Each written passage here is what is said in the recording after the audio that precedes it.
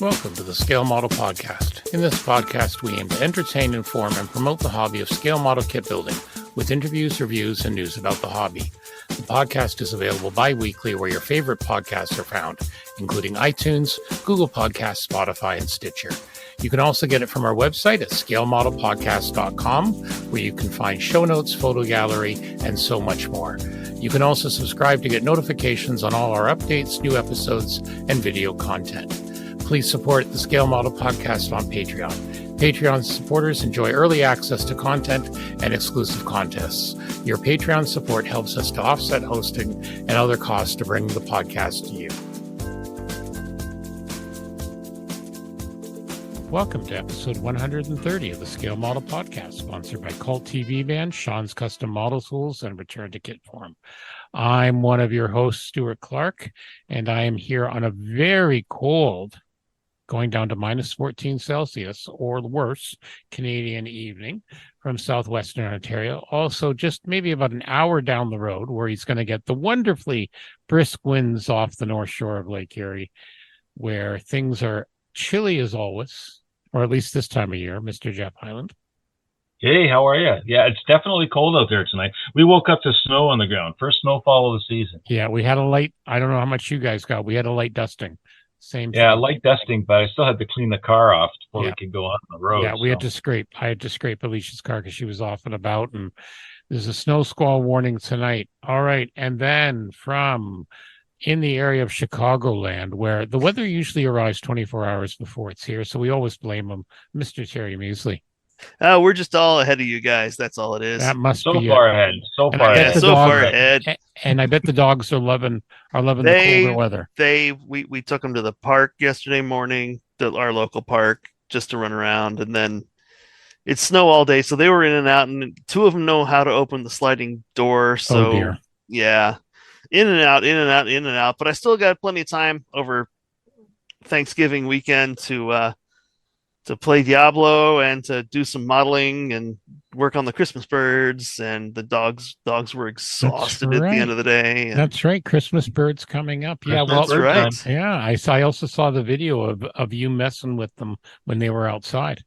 Oh, that was almost 2 weeks ago. I was cleaning the those doors, and it was like a fish tank. There, I'm using a wet rag to clean up the nose juice off the windows and all this stuff. And they're just like following it like Tetris in a tank. Well, that, and amazing how quick that puppy's growing.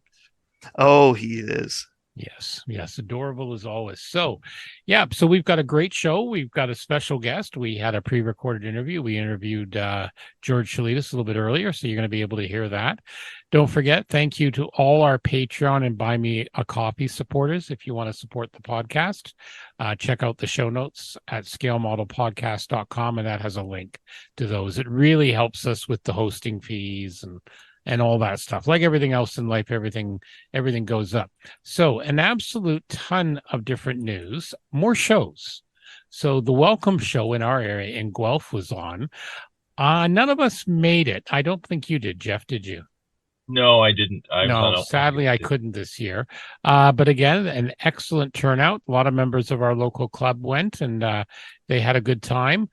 Some good kits on the table. So the official Facebook group from the Wellington County Modelers Exhibition. I got some pictures from there. Some of these we've seen at other shows, but other unique things. Thanks for saying that. Now I finally know what Welcome stands for. Wellington County County Modelers Exhibition. I think that's good for them. Good acronym. Okay, and that might be our show episode title tonight. Jeff learned something new. That almost never happens. Almost never happens. We'll see. But they had some good kits there. There's a nice Corsair there in Royal Navy scheme that I liked, and a few other ones. So I really like the I guess it's Godzilla with a rather mischievous expression on his face and a nuclear explosion behind him. That's what happens when you have an atomic burrito. Yeah, no kidding. That's exactly what I was thinking. Just saying. Yeah. I've seen it in a couple other shows. It's always done well, but that was a really good kit. So that looked like it was a good turnout. Unfortunately, I couldn't make it this year.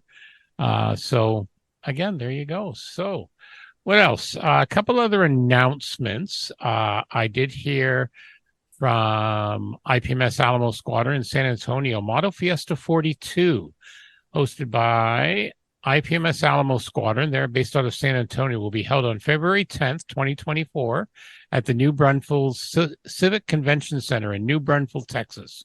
This year's theme is Under the Union Jack, All Things British.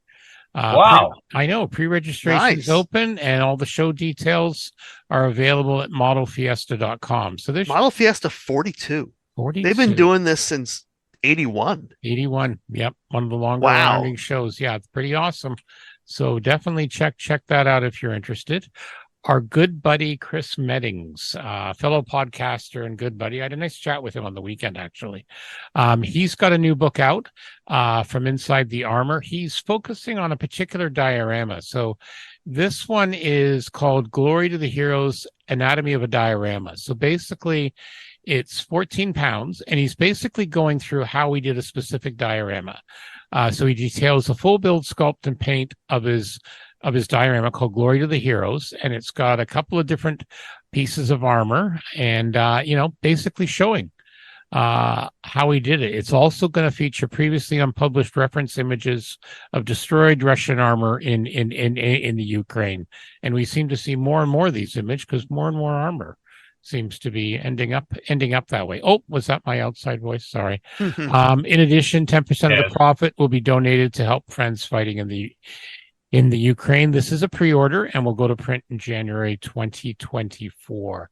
And again, if you've ever seen some of Chris's other books, this is simply amazing. Fantastic reference if you're building dioramas, armor, particularly modern armor. Some beautiful work he's got. I love what he's done with some of the destroyed stuff. I think sometimes modeling a destroyed armor piece is actually much more difficult than building something brand new, fresh from the factory. Well, we're going to see a lot of real life examples over the next few years. I think we are definitely. I think too. If you're listening to this and you're thinking, oh, I don't want to just get a book on just one diorama, you got to realize this is a diorama. It's got 3 different vehicles in it, in different stages of decrepitude, and a whole bunch of figures wandering around. Sort of, this is going to be like a master class.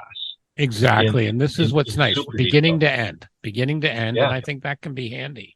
So I think this is intriguing, and I don't know. Is Chris also building in the Musaru? Yeah, he finished his Musaru. He's already heard me rant about it. He's got an actual. I'll find the link for it because he just posted another picture. He built he built his up as a destroyed truck, your old truck, and just did again, fabulous job. I hate him for it. But it is. The one good takeaway is that he didn't write a book about building the Musaru. Thank God. Thank God, or else we'd all be screwed. I know.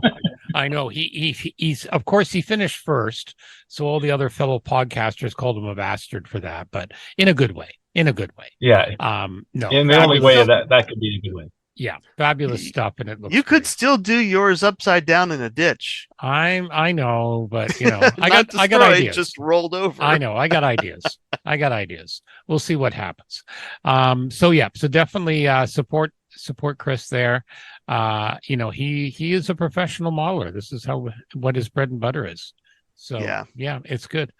All right. And then also another show, our good friends at IPMS Vancouver, they had their annual 51st, you're talking about long shows, 51st annual model show at the Bonsar Recreation Center. They did theirs in Burnaby, and their official IPMS Vancouver account has an absolute ton of pictures. Always a good mixed selection at IPMS Vancouver. They've got a really diverse group of modelers. And just some fabulous links there I've thrown up on the show notes for the Facebook page. I particularly like the Herbie, the love bug, and the dune buggy jacked up configuration. That was a fun one. Just simply some beautiful stuff. They had a great turnout, I heard, and always a popular show. So there's a lot of very inspirational photos on this site. So definitely you guys go out and check it out. It's worth looking at. Some very good stuff. Tons of figures. Tons of everything. tons of everything.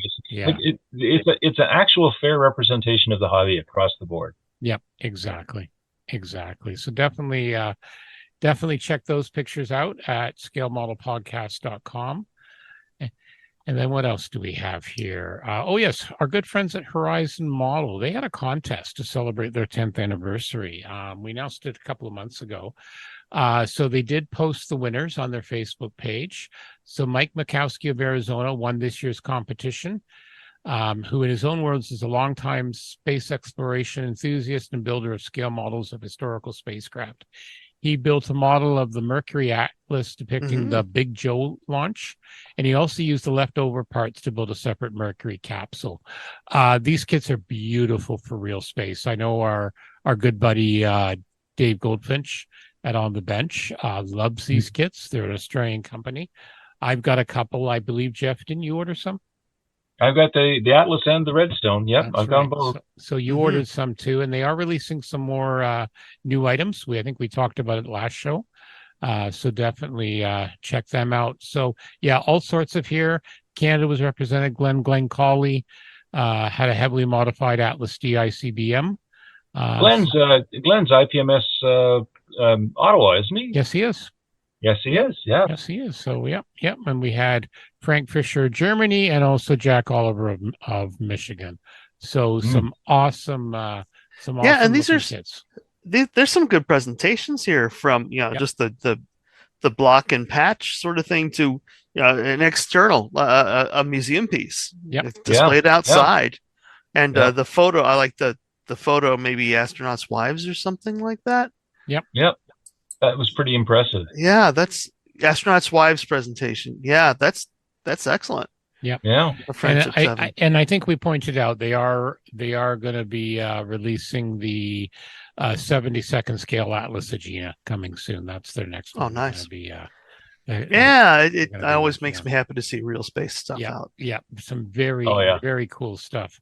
Okay, this is an interesting one. So I came across a post, and someone had mentioned in one of the modeling groups that AK originally was saying AK was going to discontinue their current generation of AK Real Color. That's their lacquer line.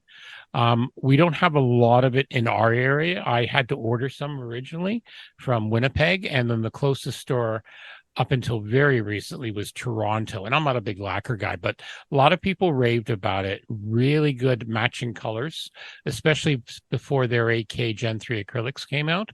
So I contacted a couple of sources. So apparently what it is they're just continuing some of them because they are going to be remanufacturing some. So basically, I believe 96 colors are going to be discontinued from the RC line. They discontinued it back in May because of them being slower sellers. This is, again, from another hobby store that posted online out of the States. So I'm not going to give away my source because I don't know if they're authorized to post this stuff. But basically, this was planned, and they are going to be doing a new line will be available in February. So I think the best thing to realize is if you're a real fan of the RC colors, you might want to check with your local supplier, see what's being discontinued, and if you feel like it, maybe stock up. Now, in the past, I know their AK from Gen 2 to Gen 3, the colors were compatible. They just slightly made them better, and I'm sure it would be the same thing. But again, it's a news item, and we thought it would be appropriate because I do like the AK line of colors, so I thought it would be appropriate. Yep. So there you go. Okay, and then speaking of Chris Meddings, I heard back from Chris Meddings as well. Remember we were talking about his the brand new A20? Yes. And we're talking about the nose weight. So Chris, where the hell do they put it? So Chris listens to all the podcasts when he's working. So he reached out to me and he said, well, they're actually two molded pieces sandwiched between the nose gear bay and the hull sides. Okay. So that I think we kind of thought that was the case. Just looking at you can kind of see them, but I'm not familiar enough with the A20 to know if there was something there. It was nice. He confirmed it. He said it was a beautiful build. I'm so tempted by that 30-second scale. I really am. And he says it's a very good build, Terry. It is, and I will be buying multiple of the 48 scale when they eventually do release it. Yeah, which is the only reason I'm not probably going to buy the 32nd. No, he says it was a very, very good kit. So thanks, Chris, for letting us know as always. And you're still a bugger for that Bloody Moosearoo build, but we love you anyway. All right. New announcements. Of course, I'm going to start with Army's latest 148 scale Hurricane. Of course you are. Of course I am, because I haven't even started the current one. So this is the Mark IIB, otherwise known as the Hurra Bomber. This is one we were expecting based on what else was on the sprues. There's some additional aftermarket here. 83 US at HobbyLink Japan. Some night fighter schemes. So yeah, just again, if it's Arma, it's going to look just good. Yeah, was it widely used as a fighter bomber? Yeah, in the desert, North Africa, yes. Okay. Yeah. Bonus 3D printed parts, masks, and 3 new decal choices. So you've got RAF, RCAF, and the PAF. Beautiful masking. RCAF Warmwell, so Royal Canadian Air Force, 402 Squadron, RAF 253 Squadron in the Night Fighter, and then the Polish Air Force, Church Stanton, August 41. So again, some nice choices of decal schemes. I love the way Arma, when they do their press releases and do their bits, they include a lot of period photographs of the subject. Yes. Yeah. And they're really good pictures. I mean, I when I was building the P-51 for the Moosearoo last year, I went to the Arma site and they had tons of photographs of the kit options, the decal options that they had, and it was really, really helpful. Yep, exactly. They always do some nice stuff. Okay, next up, Border. They're bringing the latest Leopard tank in 1/35th scale. So this is the German Leopard 2 A7V. It's going to hit the market early next year. No pricing announced yet. Expected in January. So that's the brand new one, isn't it? That's the brand new one, designed for combat and urban terrain. A total of 20 vehicles were provided for converting. It involves former Dutch models returned by Canada, Germany. The last one remains of a reference vehicle. So so they're basically upgrading all these. And that looks like a brawler, doesn't it? It does. Yeah. A short barrel, low profile. You see the second photo. Scroll to the second photograph of the one going through the mud grounds. Yes. Yeah. What is that on the end of the barrel? I think it's firing. It's a light, though. Like if you scroll up to the first picture, the barrel is a lot wider. They've inserted something in there. Maybe they inserted maybe a it's light. a training. Maybe it's a laser thing. That's what I was wondering. Yeah, if it's a laser training bit. Yeah. Look at because it's got. It could be. But or it's got freaking lasers. It's got freaking lasers. Freaking lasers. Freaking lasers. Yeah, it's a freaking lasers. Nice. So total of 14 plus another 4. Completely new armor package, tungsten, titanium, as well as nano ceramics. Danish armed forces are running it. The Germans are running it. The Danish are going to receive a total of 44. So they already brought the A6 out, Border, but from these are 3D CADs, so you can see what's coming. Nice. It's the exterior only kit right now. You never know. So photo etch and all sorts of goodies. So definitely, if you're a Leopard fan, this is going to be on your must-have list for around January. That is a sharp-looking tank. The Leopard always was, It always was. I've always liked the Leopard. Yep. Mm-hmm. Okay. I love kits. 2 kits for armor. An M3 Grant medium tank for $58. This is the M3 Lee, officially at medium tank M3. So it was based on 2 names based on the turret configuration. Mm-hmm. Tanks employing U.S. pattern turrets were called the Lee, and variants using the British pattern were known as the Grant. For those who didn't know, some nice couple of different schemes, 2 different schemes, painting and marking guides, lots of parts, 19 sprues, 640 parts. Oh assemble your own tracks, of course. Photo etch, it looks good. Nice. It's a nice little kit. Nice little casting. Nice opposing Civil War general names. Perfect. Yeah, exactly. Yes. And then they also have the or the M1014 with M747 semi-trailer. So this is, when you have your M1 Abrams and you want to, and you want a quick way to get it to the front line. So, a little bit like the modern version of the Dragon Wagon. Yeah, it's a tank transporter. Yeah. Tractor trailer. Very nice. Big kit. So this is the German one. Configured as a prime mover. One scheme, obviously.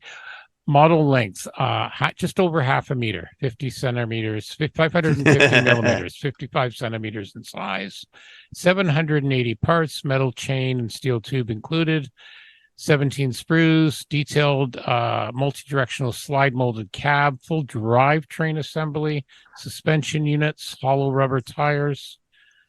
So yeah, and this looks very nice as well. So I'm sure we'll see a few of these on the diorama tables eventually.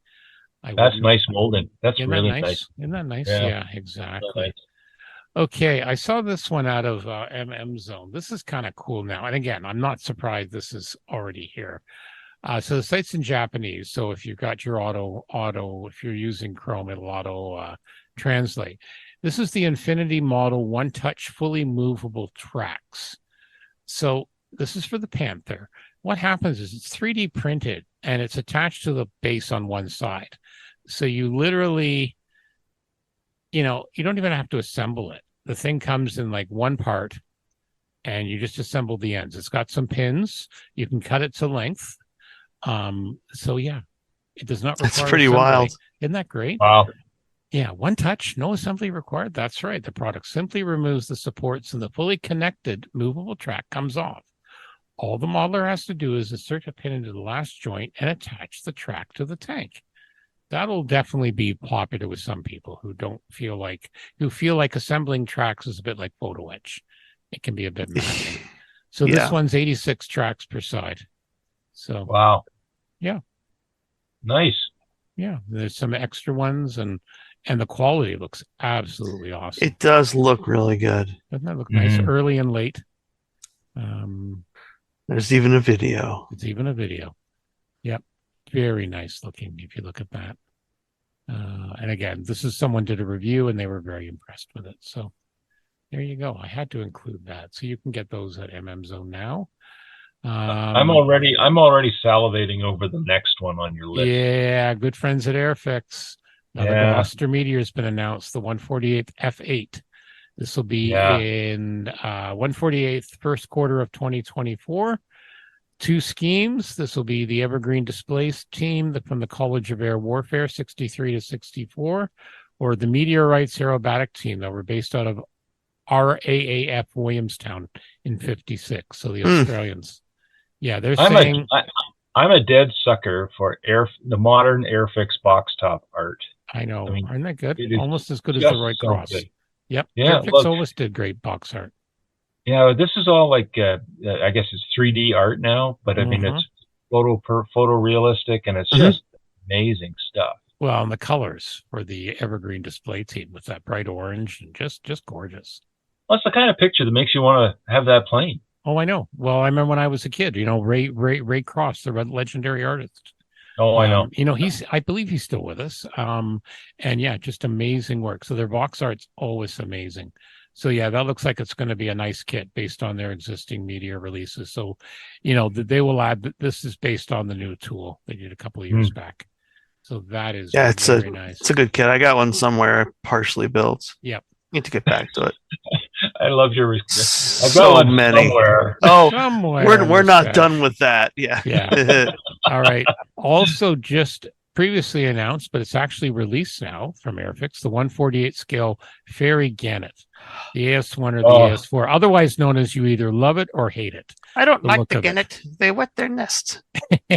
But you know what's so unique about this? As usual, a British thing, it's a carrier-based aircraft, but of course they can't just have one wing fold. They have to do 2 or 3, and it's just gorgeous. Fairy has these origami wings. They always have the full Mars and all these other ones. They're hilarious. Yeah. This is one I might actually get just because it is so freaking weird looking. Yeah. Yeah. And it falls into the category of Jeff likes weird stuff. Exactly. 148, 3 different schemes. You're going to have the Naval Air Squadron Headquarters training flight, circa 59. 815 Naval Air Squadron, which served on HMS Ark Royal in 58. And 847 Naval Air Squadron, which served in Cyprus in 57. So, yeah. I'm sure we'll see mass sets for that as well. Oh, yeah. Definitely. Fun. So, yeah, that's going to be very cool as well. Okay, then I found this next one for the armor builders. Deep weighting kit for your Sherman, 1/35th scale. Landmo models. They've got a conversion kit for the Pacific War. So this was designed so the Sherman could swim up on the beach. It was a deep weighting kit. So it's got a couple of intakes and output exhausts, etc. So the tank could run underwater. Well, yeah, or real close to the surface anyway. Yeah, brass, 3D printed, etc. So yeah. So we'll have to see what happens. These ones are photo etch. It'll be interesting to see what we get. They got a couple of other little things there. A water tank, interphone so the thing could talk to the beach to say, we have a leak. Come save us. Something like that. I don't know if that actually happened. That may or may not have happened. I wouldn't think so. All right. And then on the Canadian kick, a 148th de Havilland Canada DH6 C7 Caribou, the multimedia kit from Oz Models. There's some questions here. I've got one of these partially built. You got one of these partially built? Well, this one looks like very custom. 18 vacuform parts, 95 resin, 16 cast metal, decals for 2 aircraft, RAAF and U.S. Army. No, it is this. It is the Oz Models 48 scale. Oh, is it? Okay. Vacuform. Yeah. So, it's a good kit. It's a shameful moment that I haven't finished it up. Shameful. I got too deep in the woods of thinking, how am I going to drop the slats and all this kind of stuff, because there's a lot of stuff, just the vac-form wing that isn't included. Well, the good news is if you screwed it up, they're now going to reissue it, so you can get it again. So 148, so that's a good size. Yes. So it's going to be 215 Australian. So I think that's like $20 Canadian, something like that. I don't know. Everyone, I'm curious. I'm curious, Terry. How many partially finished projects do you have? As many as there are scars on the sky. Equal to you, Jeff. Equal to you. It's not the shelf of shame. Far more. It's the room. He's got to have more than me. It's the vault of shame. Far more. It's the vault of shame. It's a matter of interest, and then once it sits around long enough, you kind of forget about it most of the time. Nothing wrong with that. Nothing wrong with that. I'm more comfortable. I've been becoming interested in people who basically toss out unfinished builds. One guy in our club, I think he said that last meeting. He tossed out a few, but he took a couple of others and he just modified the hell out of them, or he gave them to kids to build or whatever. Yeah. Well, I have pulled out things that I did it recently. It's like it looks great. It's just it's silver now, and I was going to do chipping on it, and I'm like, well, now I need to test chipping methods and all that kind of shit. It's like, oh yeah, it should just build simple and be done with it. Yep. Well, we always hear the various schools of thought. Some people say they don't have time to build crappy kits, but I love building some of the older stuff. I'm not building them for a contest. I'll slap them together and I'm happy. Yeah. So I think you need a blend of those things, really. All right, moving on. But the Caribou, beautiful. I love the Caribou. Yep, exactly. Yep.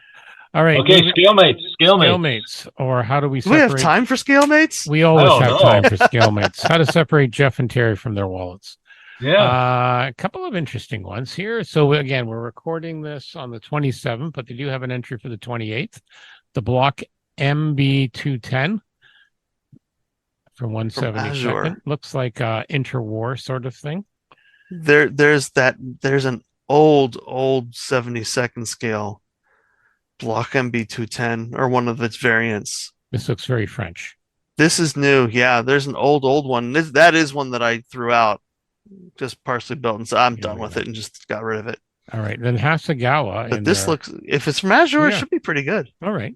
And then Hasegawa for the 27th, they've got their 10 yen game, 1/12 scale. This is like on the same series of their vending machines and stuff like that. This is like a parlor game that you'd find in Japan for 1/12 scale. They are the weirdest company. I love it. I know. It's hilarious. Mega Man 11 from Koto Buyaki in 1/12. The HC2 Heli Baby. Looks like the start of something. I think it's missing a few parts, but yeah, missing quite a few parts. Yeah. What else we have here? The 25th, we have the Aviva BH10. Yes, and a Russian tracked tanker. Yep. Tracked tractor. Yep. And then we got a couple of tractors in 143rd on the 24th. More tractors. Yep. And then more tractors. A company called Big Firebird Build, something from Shadow Army. Bunch of different mechs. In one yeah. Okay, here we go, Jeff. I found one for you on the 23rd. How about the Martin 156 and 72nd scale? You might need. Yep, it might has a pretty good wingspan, I think. I would think it's going to be that'll be a big plane. Yeah. But again, I'm a fan of the Clippers, the interwar Clipper. That's what I saw. We have the Moth Miner in 148th in Royal Australian Air Force Service. Very nice. Frankenstein's Lab. Stanards 1/6 for all their stuff, including, I think I showed you guys this at the build night. Bruce the Mechanical Shark from Jaws. Did. The whole this is the actual filming model now in 1/6. This is fantastic. Like, I know. Really. I love it. They got some cool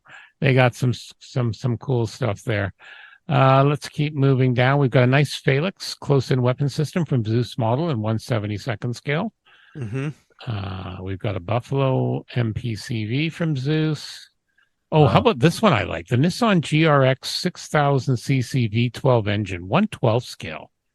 Again, I hope the model looks better than the picture does it justice, because the picture seems a bit fuzzy, but it's a nice looking kit for the engine builders out there. I'm sure it will come out nicely. Oh, yeah. Yeah, I would think.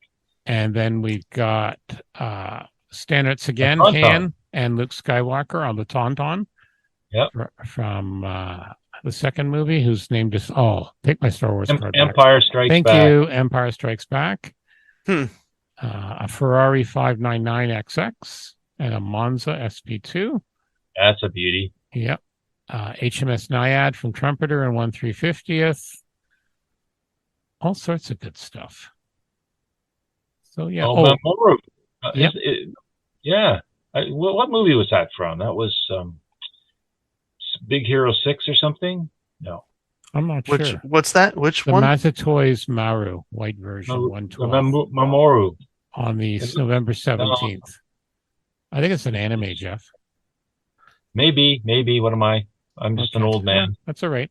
Well, you got that 72nd scale, Walker. If you want us to start with something smaller, Wolfpack's is going to issue the XB70 in 1:144. That would be probably a better scale for it. All right. And then you've got an office building from Tomy Tech, so you can do it like a diorama with your 1:144 mechs going around it.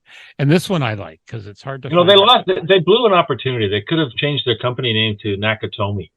There you go. Nakatomi Tower. Nakatomi Tower. There we go. Because we're coming up on the Christmas movie festival. It is.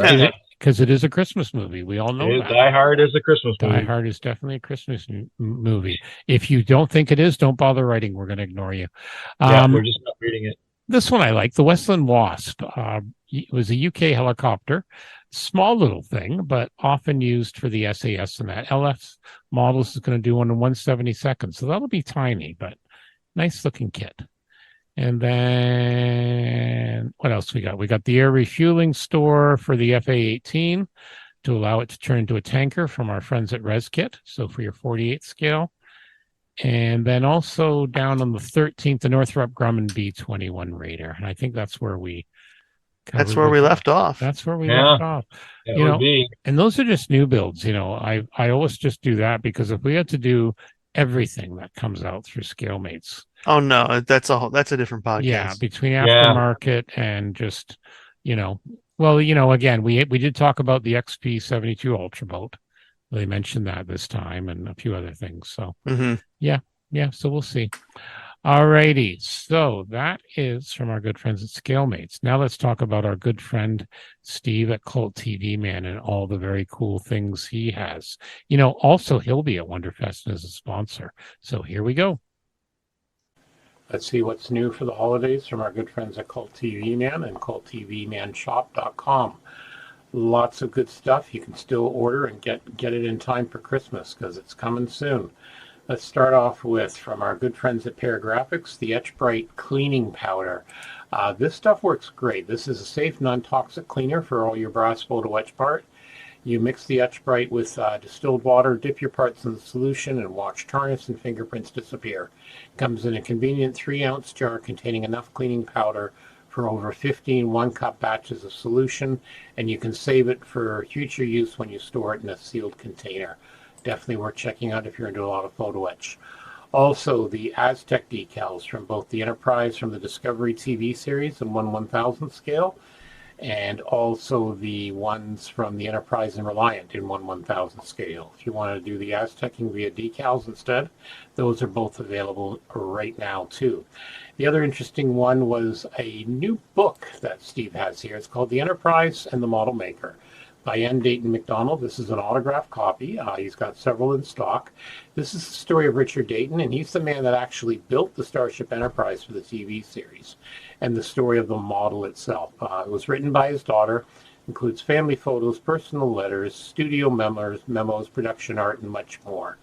A lot of stuff behind the scenes. Definitely worth checking out. If you're into Star Trek and Star Trek models, I think you'll find some interesting stuff here. And I think this would make a really good Christmas gift. Just a thought. You might want to make sure you have that one on your Christmas hint list.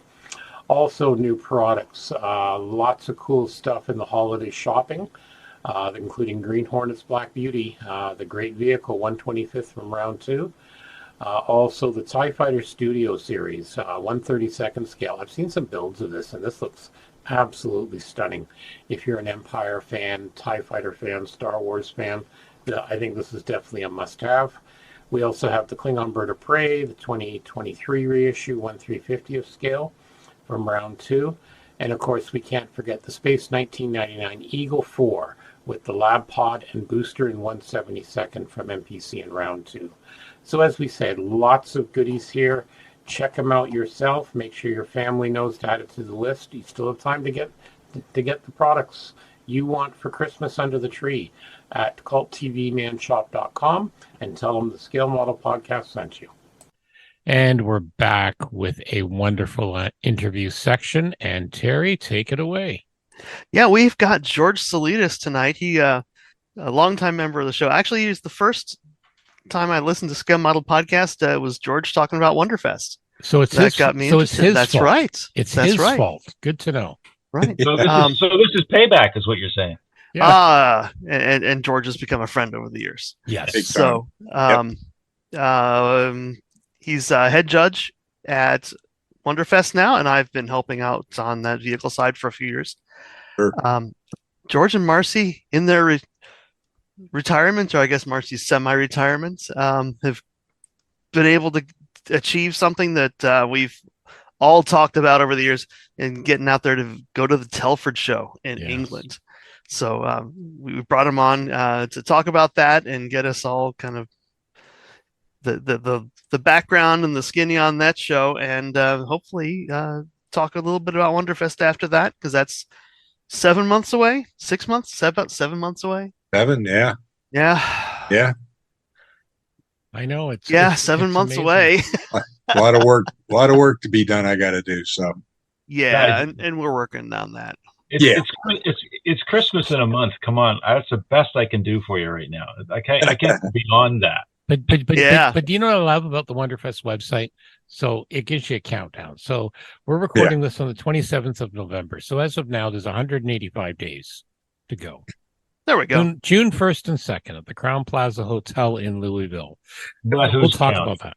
But who's 6 months counting? away. 6 months away. 6 months. So, away. George, how did this one come about? Just Chris and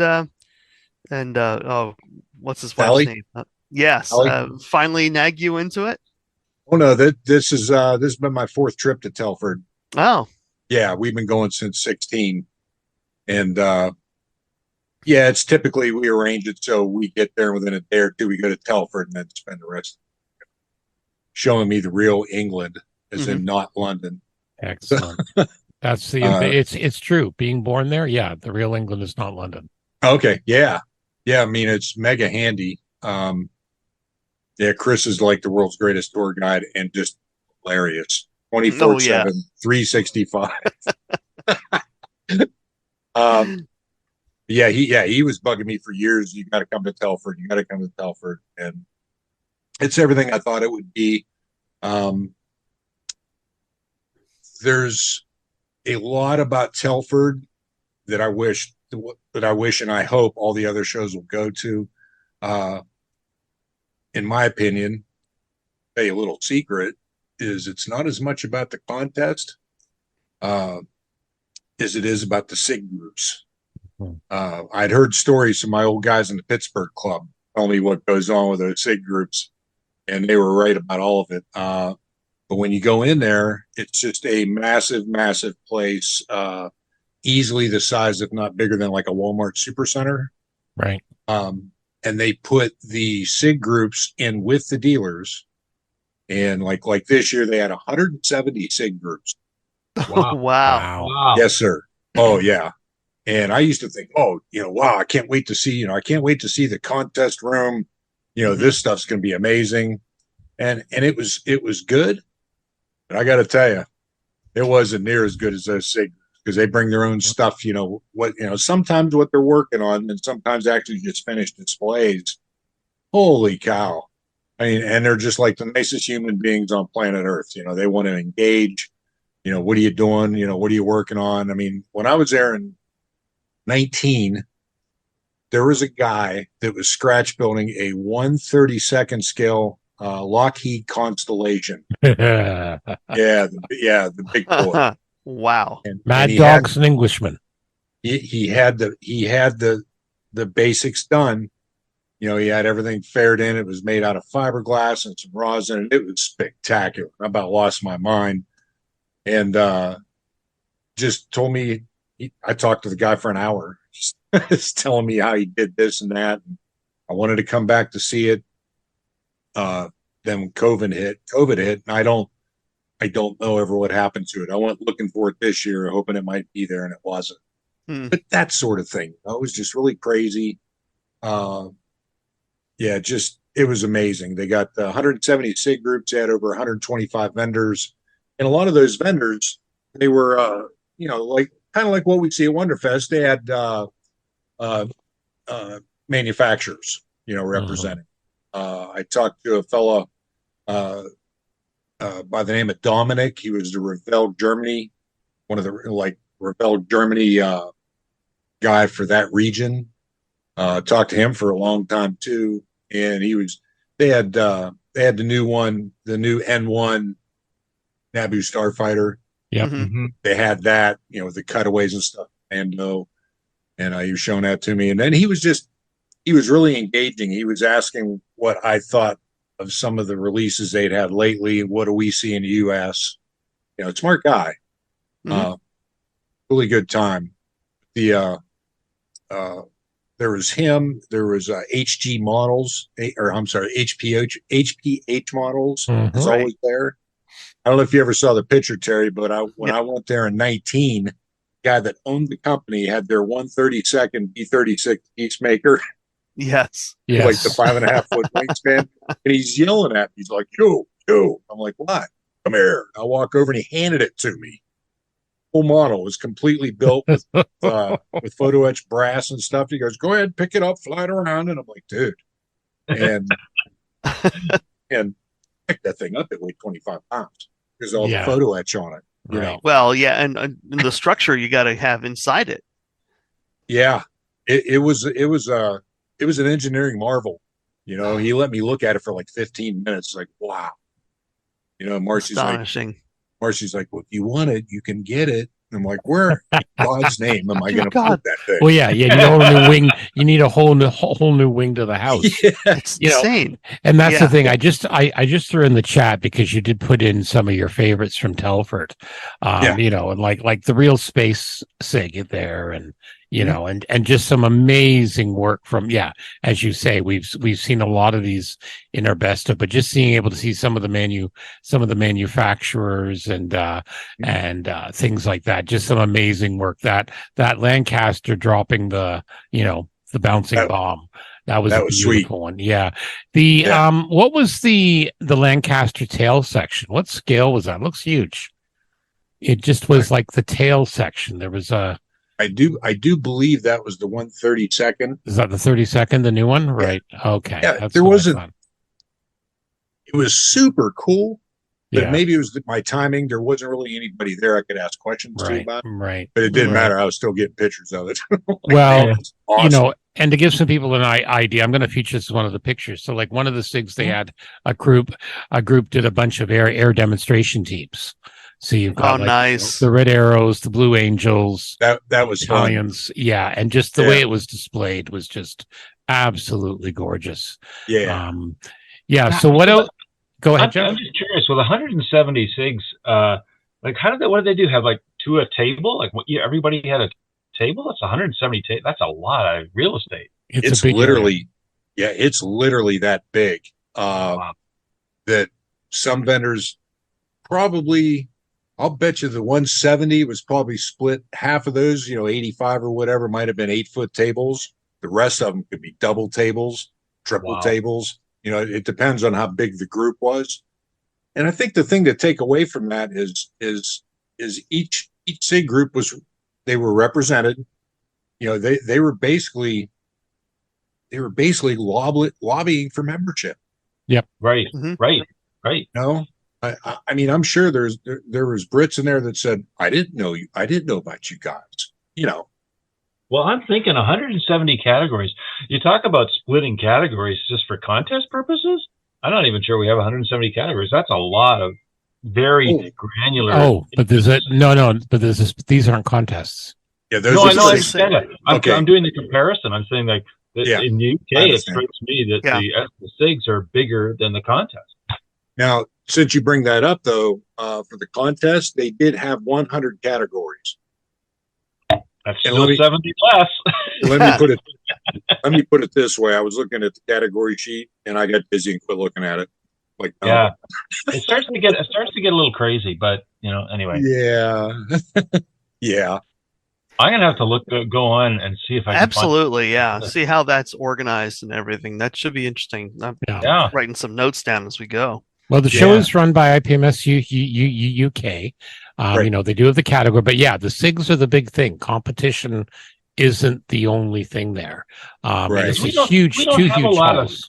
We don't have a lot of SIGs in Canada, not that I'm aware of anyway. No, not at present. This is what I think is interesting, that IPMS USA they're looking at for Madison. They're going to have a whole separate hall. Now they say it's on the second floor of SIGs displays because they're realizing that a lot of people just want to display stuff. They don't want to enter contests. Right. And the fact that they're doing this is part of a big change, I think, that you're going to see more and more of. It's just like at Wonderfest, right, George? There's some category people aren't entering. They're just displaying. They want to show off their work, talk about it to their friends, embrace the hobby. Yeah. Exactly right. Based on what we've seen, what happened recently, it just drives my point home even more. Yeah. I mean, we're here for fun, period. Yeah. And there's three things that Wonderfest is going to be about that I've been trying to drive it in that direction. And Dave Hodge is on board with me. I'm about three things: imagination, inspiration, especially fun. Mm-hmm. Yeah.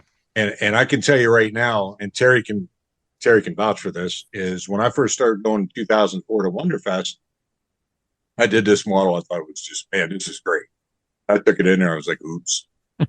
I've seen everything else. Oh my God. Yeah. And if it wasn't for guys like Terry and bless his heart, Mark Youngblood. Yeah. Every year, the first 2 or 3 years, you guys would take me aside and tell me what I needed to do next.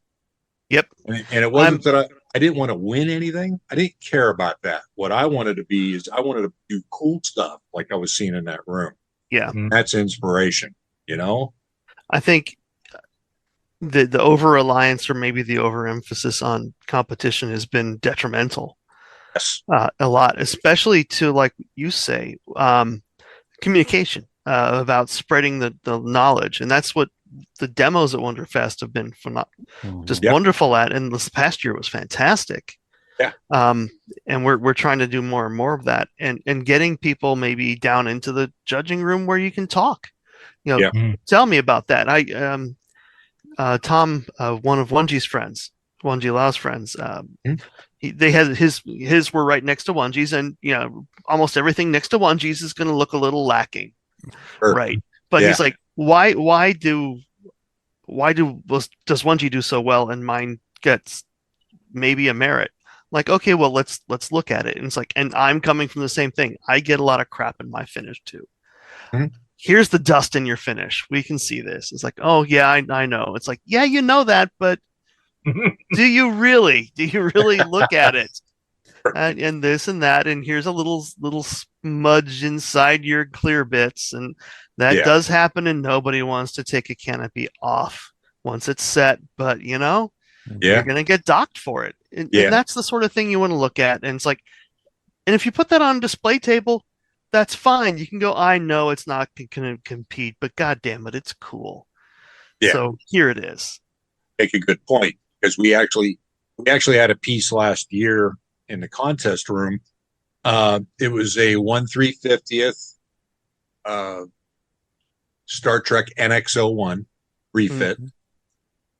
Used a badass kit from Kip Hart, and it was a bronze, strong bronze, maybe a weak silver, maybe, and I'm pretty sure that's what it got. But when it was my turn to go pick out the Wonderfest Star Trek award, he got the Star Trek Special Award, and the reason for that was it wasn't perfect, but special awards, we're not looking for perfection. That's right.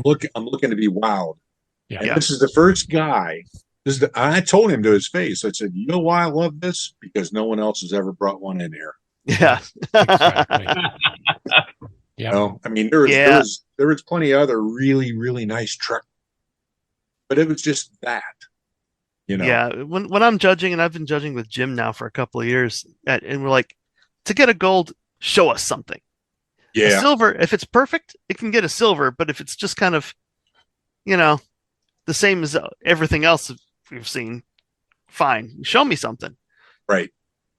I get teased a lot by Hodge every time a new blockbuster model comes out. Like, he's like pointing at me and poking me, saying, "You're going to have 300 of those in your show, in your contest room." Yeah. I'm like, but that's normal. But that's normal across all the shows. But it doesn't really happen. No. Like, how many Razor Crests did we see at the last show? 3, maybe? Exactly. When the Space 1999 kit come out, the Eagle 1 and 148th. Yeah. But I was going to get slaughtered with those. I think we only had 2 or 3 in the room. Yeah. Yeah.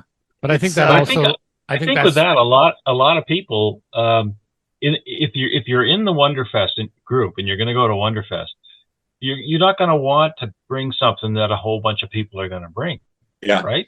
And if you're going to do that, it better be next level. It better be next level. But I think it also speaks to, the old, our eyes are bigger than our stomach, right? We tend to buy, we have stashes, right? We tend to buy things. Yeah. I don't have a stash. Yeah, you don't have a stash, he says. I don't have I have a few models that I'd like to build over to one side. Yeah, and again, people say, "Oh, I want to build this," and they, I think so. I think it's a combination too. Definitely. Those big show pieces, where do you put it? Yep, exactly. Yeah, totally. Yeah, totally. That's very true. And what I'm hoping for over the next 3 or 4 years, we'll see a lot of different stuff because of 3D printing. Yeah. Stuff that you can't buy in a hobby shop. So we might see some kooky stuff that we haven't seen before. So, there's room for everybody at the table. Yeah. Well, I celebrated the last podcast. We were talking about how I see Fantastic Plastic. They've got the Captain Scarlet. This is the brand new Angel Interceptor from the animated series, which I've been waiting for. So I'm looking forward to seeing that and some stuff like that. And, and again, I know in our own club, our own area, we've got, Blappy and Bill Webb and, guys who, Bill Webb's only been going down for a couple of years and he absolutely kicked ass this first year. And he's having an absolute ball. He came down, he had a great time, and then you've got the tradition now of the Canadian Embassy and stuff like that. Yeah, it's people go now to see friends.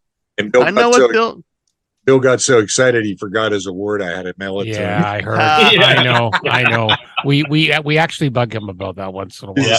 He's a super nice guy. I was happy to help. Awesome guy. Awesome guy. And if you ever need a body buried or dealt with, he's your guy. He's your guy. He's your guy, definitely. Not for the reasons you might think. Yeah. Like it's not like the Jimmy Hoffa reasons. There's a series of reasons. Yeah.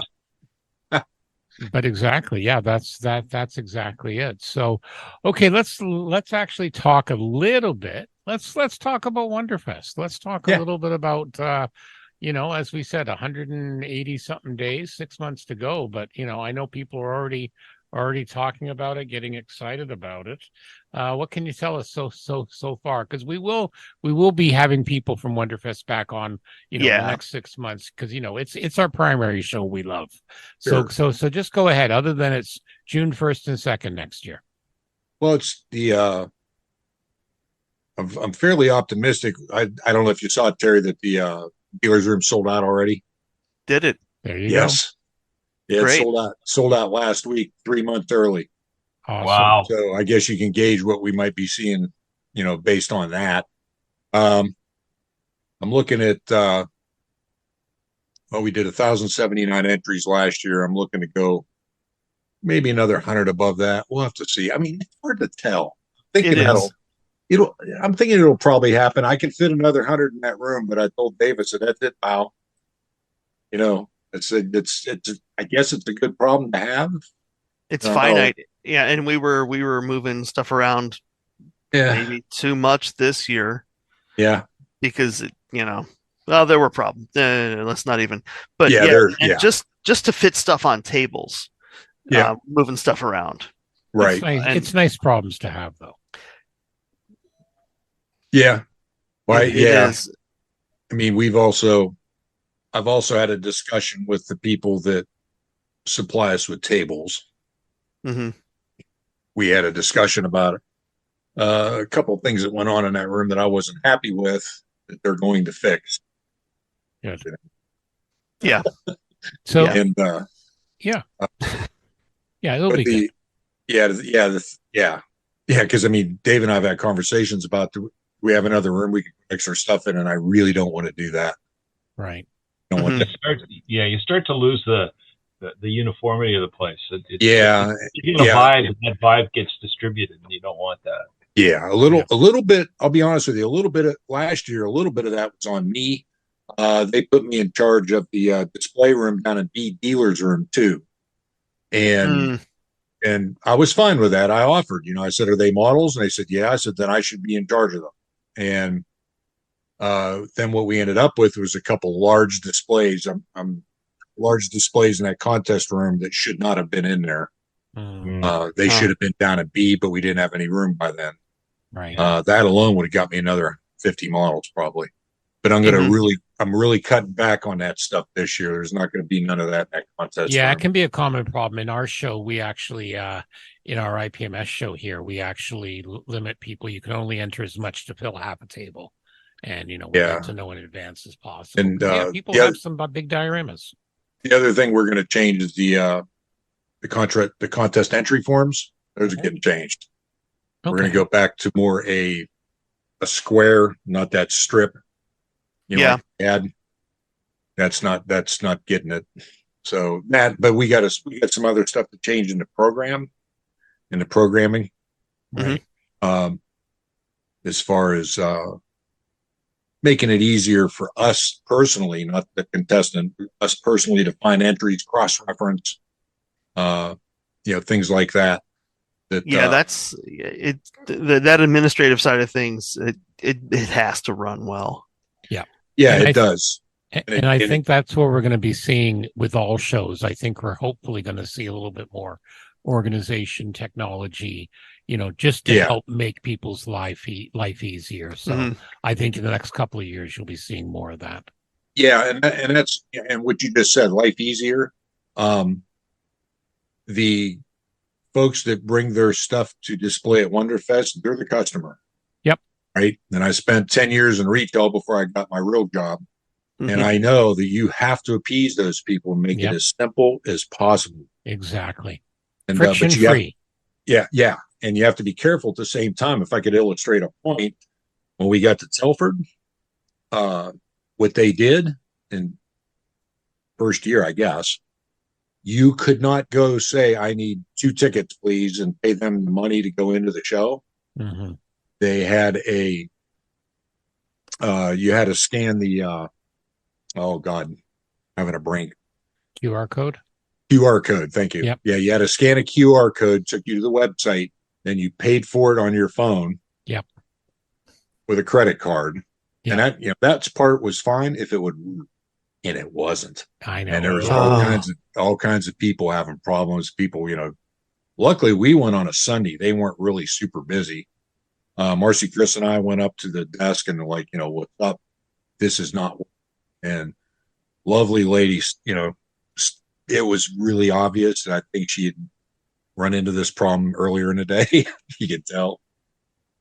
She said, show me what you did. I showed her. I said, it's not that difficult.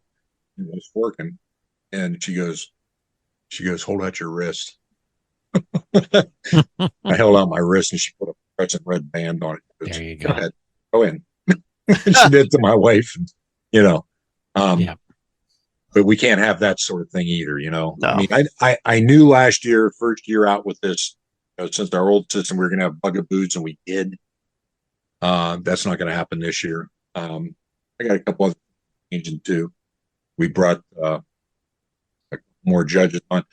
Also, we're getting to the point where some of our best people, you're one of them, Terry, they don't want to get judged anymore.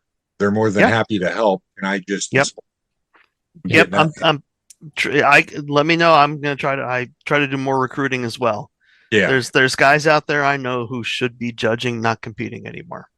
Yeah. And it happens. You need to have a to have a replacement because again, if the same people are doing it, they burn out. We had 5 or 6 people essentially organize our whole show, and we've told our club members that no, we're going to need more. We need to double that. It's a ton of work for people, and it's nice to do, but at the same time, you can get burnt out. So yeah.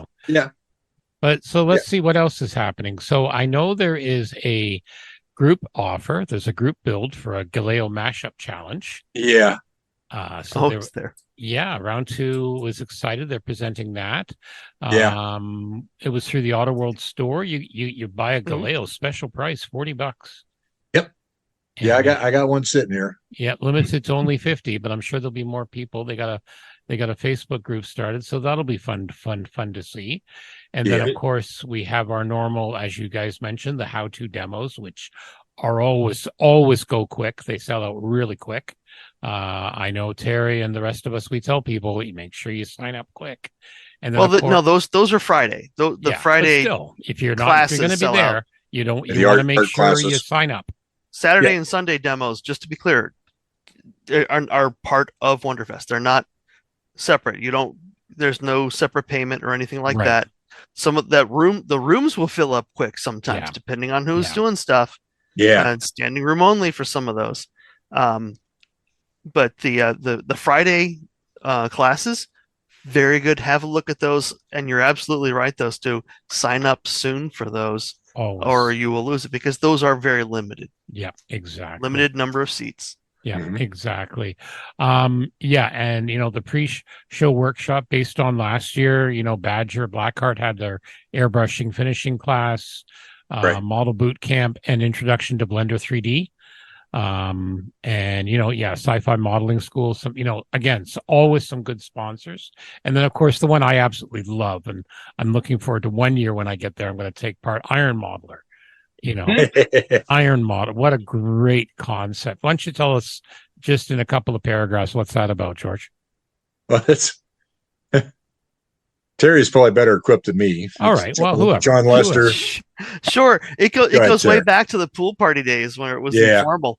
But it's 4 hours. You get 4 hours to come up with a concept, build it, paint it, and then present it to a panel of judges, celebrity judges, as it is at the end. And it includes donor kits.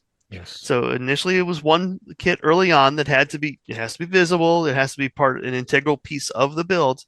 And John will occasionally stop everything and tell you have something else to include. Yeah. Halfway through. And it could be anything. I've seen him do ping pong balls. Like, I don't know. I forget what else he's thrown in there. Just odd little kits. Sometimes they're leftover kits that he's had, and everybody could get a different thing at that point too. Yeah. And it's as much a sales job as it is a building job. Right. Well, and again, it's for bragging rights. It's for bragging rights. Who else can say when you're on that winning team for that whole year? And the flagrant suck up to the judges. Oh, yeah. Fantastic. So definitely be there at 10 o'clock when it goes. They have when it comes down. Yeah. They have to provide a backstory explaining what it was that they built. Those are usually hilarious. Oh yeah. The BS factor is high in those. Yes. Yeah. We did. I did them up until about 7 years ago.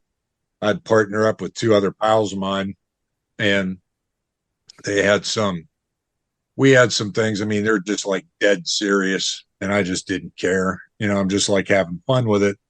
And we had a situation where we had something that was kind of rocket-like, probably about 24 inches tall. We had it all greebly or doing stuff to it. I can't remember what happened, but somebody hit the table and it fell off the table, hit the ground, smashed into a million pieces. Everybody in the room, there's probably 100 people in there, just went dead silent. We're still out at the pool there.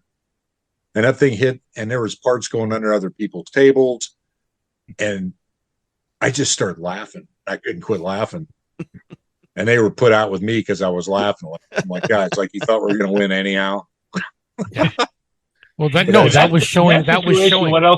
What else are you going to do but laugh anyway? I mean, my God. As long as you had a lifeboat somewhere in there that you could identify and say, see, the lifeboat survived. That's what it's all about. Yeah. And then, of course, there's also the Rondo Awards. Yeah. So there's a lot. There's several communities as part of Wonderfest. So you've got it's broken up a little bit over the last few years with the restructuring of the hotel. So it doesn't have a big common area really anymore. So things have kind of split around a little bit. But there's always been a lot on the horror side, especially. That's their own show. And then the vehicle guys, it's something different. So there are some that cross over, but there's like the chiller guys. There's essentially a play goes on. Occasionally there's movies as well. So there's a whole bunch of different stuff. Exactly. Yeah, they had that Rondo Award ceremony. Was it 2 years ago? They come down to get me and Drew, and like, you got to come up to the awards. We're like 2 minutes away from shutting the contest room down. Like, what do you want? Well, you got to come up here. And I found out that they had given us an award, and I didn't go up. And I didn't want to be, I didn't want to slight anybody. I just, guys, I got something going on here. It's kind of important, right? And but sent Marcy up there, and her and Drew's wife got it for us. I didn't even know. And I didn't want anybody to be put out with me, but that's first. That's what I'm there for. Yeah. Mm-hmm. Yeah. Right. Mm-hmm. Exactly. There's like Derek said, there's a lot that goes on. It's too much. It's too much to do. You have to decide what you're going to do, and it's as much reunion as it is anything else. A lot of shows are, but most of us are down there for 4 days anymore. Some people more. Turn it into a little vacation, go do a distillery tour, go to the zoo, go to whatever. And or some years we've gone up, was it last year or year before? We went up, no, it was last year. This year we went up to the Air Force Museum So Vince was in. He hadn't been there in years. Yeah. So we made the drive up to the Air Force Museum. Yep. Yeah. Yeah. Yeah, we did that. Did that back in 2016. Last time. Yeah, that was the last time we did that. But yeah, there's plenty to do. Oh yeah. You know. Yeah. No, exactly. So, tons to do up there, and never a shortage. And the other thing I got to mention that I thought was a little bizarre that I was telling Hodge about, he was laughing, was while we were at Telford and I was going through the dealer's room, I had two people approach me. I didn't know who they were. They asked me if I was me. I said, yeah. And they shook my hand. They said, well, I'm so-and-so from this here. We go to Wonderfest every year. We thought that was you. I'm like, Jesus. Really? Awesome. I said, where do you live stateside? Oh, no, we live here. I'm like, yep. Oh, okay. It was just kind of weird. Then like an hour later, somebody else, same thing. That's hilarious. But what was cool is I talked to one of the vendors there, Scale Electronics, out of Great Britain. Mm-hmm. Really, you're going to love it, Terry. They had some really cool lighting stuff for about anything you can imagine, but mostly Trek stuff were pretty cool, pretty reasonable, I think. And that's the sort of thing I'd be interested in, because I don't want to take the time to learn to the electronic side. I can basic solder, I can do stuff, but I'm the same way. I'm not going to learn another hobby. But he picked my, we went back and forth for like an hour and a half. The next day, one of the staff got a hold of me and said, he just called us and bought a table. Nice. So he's coming all the way from over there. But you could do that with the electronics. Everything he sells, you could probably put in a fairly large size, suitcase. Mm-hmm. Then also found out Cosmic Scale Models is coming from Great Britain. Yeah. He's an awesome guy, and his product is really nice. But he's not coming in as a vendor. He wants to come and check it out. I said, man, you might want to think about that. I said, I didn't know we were going to be sold out. I said, this stuff here, I dropped $70 and come out of there. It's some really nice stuff. I'm looking at some of the stuff on his website right now. Yeah. I think he would do extremely well, but he's got to check it out. So that's sure. Fine. That's fine. And then do that. Another vendor was there, was called Creature Features, and they do sci-fi, horror, all kinds of stuff. Two super nice people. I found out we recognize you. See you walking in the contest room all the time. They've been coming here from England for like 10 years. It's like, wow, that's pretty cool. Awesome. But see, that's what it's about. In the end, it's about community. It is a community. Yeah, and that's what most people say. It's not a say. big one. No, but the people say they come back to see friends, they hang out, you go to people's hotel suites and various embassies and smoke cigars and get into mischief, Hopefully the police aren't called too often. It happens once in a while, but that's a lot less than it used to be. We're all getting older. Right. Exactly. So let's talk a little bit. Let's switch from that. Let's talk a little bit about, as most people know, unless they've been under a rock, and we've been covering it, our good friends at IPMS who are trying to change with the times, they had another little oopsie, shall we say, when the editor of the journal published an op-ed, which was, I don't really want to swear, but just an absolute pile of muck, unfortunately, blaming those gosh darn social media, those gosh darn podcasters. It's all nefarious plot. About 2 months after the original issue kind of died down. After the show. And, we're still seeing in some of the comments, we're still seeing people saying, oh, you just want to do this type of judging, this, that, and the other thing. And we're seeing a lot of pushback, which is good, from not only IPMS members who, there was a lot there on their forums, and there was some thoughtful stuff, but also people who are saying, either I've been a member of IPMS or I haven't, but look at some of these other shows. Look at AMPS, look at Wonderfest, look at Scale Model World. They don't seem to have these problems.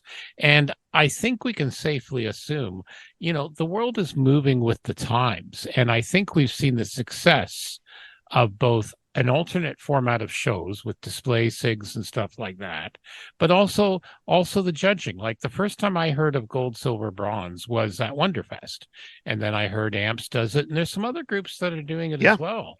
Yep. So do you have any comments on both the current controversy, shall we say, and the whole thing about gold, silver versus 1, 2, 3? Well, interestingly enough, the Pittsburgh IPMS club that I came from, went there for 20 years. For 35 years, they've always been gold, silver, bronze. Mm-hmm. So Wonderfest was a good fit for me because basically their criteria and ours is identical, right, on how you judge something. And it's always been plain to me that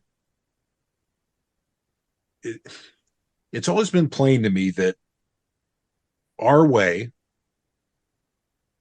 lets the modeler gauge himself, mm-hmm. right? Like the first two pieces I ever brought, first 3 pieces I brought to Wonderfest were a merit, bronze, and a bronze. Mm-hmm. Then I had like 11 silvers, and then I got like a couple golds, and it was a way to gauge myself. Yes. And the other way, I don't know. It's like first place in a specific category, let's say, might be because of one judge particularly liking that over another one that was maybe done better. Mm-hmm. It's also in a sparsely populated category. First place could be something that's not particularly impressive or even well done. Mm-hmm. I saw that. Just because it's there. Yep. I saw that in Omaha. Yep. So let me so let me ask, and again, there is absolutely no insult intended to my American friends here on this podcast and our listeners. Mm-hmm. Do you think this is, and I know, Jeff, we had a little bit of email back and forth between us all. Do you think it's an inherently an American thing with the American? The Americans seem to want to be very competitive. Do you think it's more to do with that? I do. It's just my opinion, but everything in the United States, for some reason, has to be turned into a competition. Mm-hmm. The last thing I want is, you got a couple guys running around puff chested bumping into each other because I got first place. Right. Mm-hmm. And I'm sure you're happy with your accomplishments, but what if I have, I don't know, and it can happen, I've seen it. What if you have 6 or 7 or 8 1/32nd scale models, right? Let's say they're all variations of a F4 Phantom, and they're all spectacular, right? They have boxed themselves into a corner. They won't admit that, but that's exactly what they have done. Yeah. And one of them's going to get first, one's going to get second, and so I don't get it. There's all kinds of methods they've come up to deal with that. Cincinnati's show I helped judge at. What the category? Figures were split. We had 2 splits in figures. Uh-huh. Busts were split and small scale figures were split. No, we split it into smaller scale and larger scales. And we had essentially 2 guys dominating the one side of that. Uh-huh. And at Wonderfest, I would have given out a dozen golds. Yeah. They were that good. We were like, okay, these are all the same. They're all spectacular. Yes. Which one draws our eye the most? It's like, okay, you guys, it's like rock, paper, scissors time. We'll all point to it at the same time. Which one draws our eyes the most? And we all pointed at the same piece. Like, perfect. And that won Best in Show as well. So it can work, but like you said, they've boxed themselves into a corner because all of those are deserving. Yes. And they're all superb. And we've seen Wonderfest plenty of times. No golds were given out in this category. And back in the days of the ceremony, it was, you could hear a pin drop.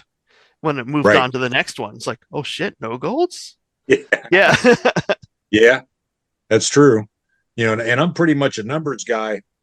I've been watching Wonderfest since we've been going, but all you got to do is get on the website and look. And when I took over the contest, I explained to Dave, gold, silver, bronze. I said, you have to be willing to buy ahead of time enough gold, silver, and bronze to cover your butt. Mm-hmm. You don't want to not have awards and you got to mail them to somebody. He agreed. That's the way we did our Pittsburgh club was the same way. Yep. And my point was, I told Dave, I said, I've been watching you guys for years, and other IPMS clubs like our Pittsburgh club, I could compare and contrast. Pretty much 10 to 11% of all models entered in our Pittsburgh contest typically were gold. Mm-hmm. It without fail. It was like 10 to 12% every year. It's just, I told Dave, I said, you guys are around 5%. And he goes, well, what's your point? I said, the point is, I'm not here to give out participation trophies. I said, but if you start getting elitist, and I know a couple folks that are like that, you're going to start driving people away, thinking, well, why even bother? I can't compete. For a couple of years, and in fact, numbers bear this out, for a number of years, the figure count was going down and the hardware was going up. And part of the reason for that is there was a lot of that elitist attitude, with the figure modelers that I believe was driving some people away. I heard people say that. I saw it on the internet too. Since then, it's leveled out and it's slowly starting to climb back up. And that's what you want to see, that's what you want to see. There's room for everybody at the table. I've always been told in the beginning, Wonderfest was a figure modeling contest. I said, well, that's good. Yeah, that's good. But there's hardware guys too. And history's interesting. Thank you for that history lesson. Now let's. Where are we today? Yeah, I mean, you just can't. And there's, I remember the first year I took over as judge. First year I took over as head judge. I had my gang in front of me. I said, there's nothing here that I see in this room that I can't judge. I said, except for Gundam. I said, I don't want anything to do with it. And it's not personal, but I don't know what I'm looking at. I shouldn't be judging it. I said, anybody here knows how? A couple guys stepped forward that they knew Gundam. I said, okay, go forth and multiply. You go do the Gundams, we'll do the rest. So I get done and I walk over to see how they're doing. And it turns out that was the year that Matt Morozic brought his first Gundams. Oh, no. You're like, this isn't anything we've seen. This isn't what it's supposed to look like. Yeah, but it's brilliant. Unbelievably talented guy. And this stuff, and he made me fall in love with Gundams. I seen him, I'm like, whoa, that's modeling. And ever since then, he comes every year and blows everybody away. Yeah, it is, but it doesn't really conform it to your type. They aren't breed standard Gundams, right? They're not. Right, but at the same time, though, when you have something like that in the traditional 1, 2, 3, this guy would be walking away. Or you still have other competitors who can still get gold. And it's funny you said about 10 or 11%, because I've been doing some research. I really want to understand it fully. And I'm hearing that rough percentage across the board when people are having questions about, well, what percentage, in terms of how many medallions? And I'm hearing about 10% of the entries tend to be gold. So it's a nice confirmation of what I'm reading about. Yeah. Yeah. I just thought it was interesting. Yep. When I saw it, but I also use that figure, like, for example, I'm thinking of Wonderfest 23, right? We're 10%, just to use an even figure, and I get 1,000. I get 10% from gold, and I get 1,000 entries. So I'm going to need at least 100 golds, to give out. So that's how I do my ordering. So I know, I don't want to get shorthanded. That's a little embarrassing. Yep. But that's what I gauged it on. I just felt I needed to know those numbers, Yep. And it's a good thing, because I think we're going to be seeing more contests going that way. I really think, based on what we've seen at, in IPMS USA, you're going to see more about it now. And the other thing I was reading in some of the comment groups, you got to remember now, IPMS USA has like 5,000-6,000 members. You look at some of these YouTube bottlers like Uncle Night Shift and stuff like that. They have hundreds of times more people who are on the internet.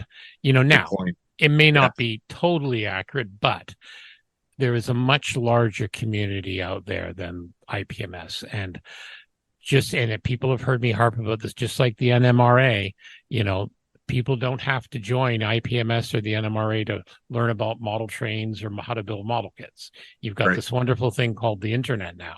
And with anything with COVID, it helped the idea of bringing social media and, Zoom calls and stuff like this. So, the groups, whether it's IPMS, whether it's the shows, they really have to reinvent themselves, especially at the group level, and say, what are you doing for me? What are you doing for the newer generation of bottlers who are, and we've talked about on this show how big Gundam is, how it is the monster in the room in the Far East in terms of total worldwide sales. A Gundam release will outstrip anything out of North America and Europe by a factor of 10 every time. Yep. I guess for me, I just don't understand when it comes to the 1, 2, 3 versus gold, silver, bronze.